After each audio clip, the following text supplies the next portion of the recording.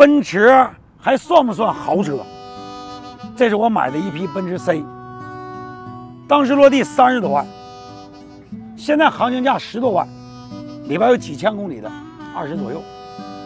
好多人说了，你就等着赔吧，谁买它呀？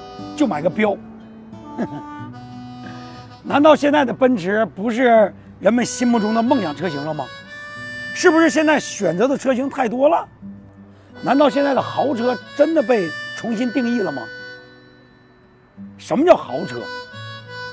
品牌价值、产品定位，还是技术创新？我还记住那么一句话：即使你因为一时的妥协，选择了其他车型，终有一天你会需要一台梅赛德斯奔驰。